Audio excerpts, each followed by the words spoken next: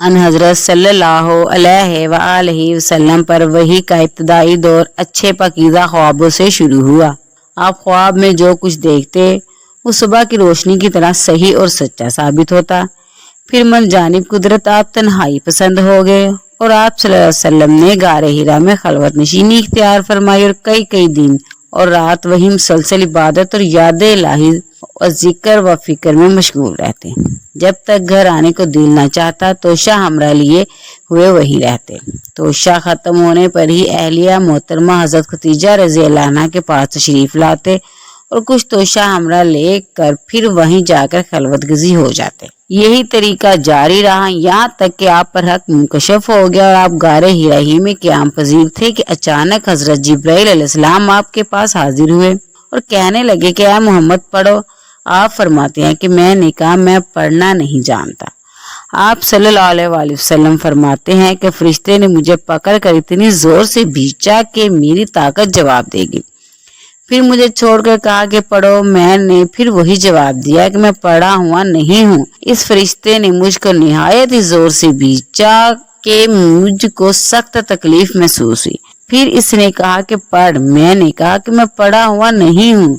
फरिश्ते ने तीसरी बार मुझको पकड़कर तीसरी मर्तबा फिर मुझको भींचा, फिर मुझे छोड़ दिया और कहने लगा कि पढ़ो अपने रब की मदद के साथ जिसने पैदा किया और इंसान को खून की फुटकी से बनाया। पढ़ो और आपका रब बहुत ही मेहरबानियां करने वाला है।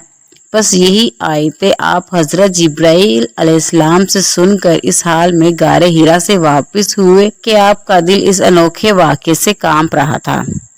आप हजरत खतीजा के यहाँ तशरीफ लाए और फरमाया कि मुझे कंबल उड़ा दो, मुझे कंबल उड़ा दो।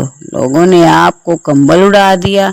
जब आपका डर जाता रहा तो आपने अपनी जोजा मोहतरमा हजरत खतीजा रज़ी अल्लाह अन्हा को तफसील के साथ ये वाक़या सुनाया और फरमाने लगे कि को अपनी जान का खौफ हो गया है। आपकी अहलिया मोहतरमा हजरत आयशा रज़ी अल्लाह अन्हा ने आपकी ढारस बंधाई और कहा कि आपका ख्याल सही नहीं है। खुदा की कसम आपको अल्लाह कभी रुस्वा नहीं करेगा। आप तो इखलाक के फाजला के मालिक हैं। आप तो कुंबाए परवर हैं।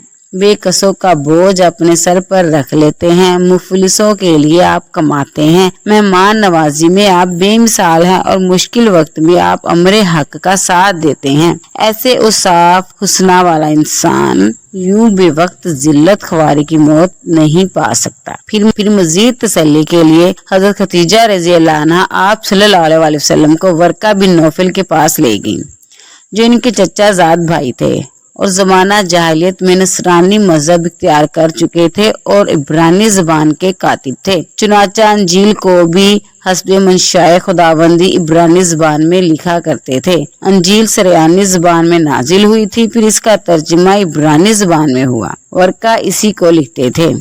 वो बहुत बूढ़े हो गए थे, यहाँ तक कि इनकी बिनाई भी रुखसत हो चुकी थी। हजरत खतीजा रज़ी अल्लाह अन्हा ने इनके सामने आपके हाल बयान किए और कहा कि चचा जाद भाई, अपने भतीजे मोहम्मद सल्लल्लाहु अलैहि वसल्लम की जुबानी जरा इनकी कैफियत सुन लीजिए। वो बोले कि भतीजे आपने जो कुछ देखा है इसकी तफसील सुनाओ। चुनाचा आपने अज अव्वल ता आखिर पूरा वाक़या सुनाया, जिसे सुनकर वर्का बेख्तियार होकर बोल उठे कि ये तो वो ही नामूस फरिश्ता है जिसे अल्लाह ने हजरत मूसा अलैहिस्सलाम पर वही देकर भेजा था। काश मैं आपके इस अहद नबूवत के शुरू होने पर जवान उम्र होता। काश मैं इस वक्त तक जिंदा रहता जबकि आपकी कौम आपको इस शहर से निकाल देगी।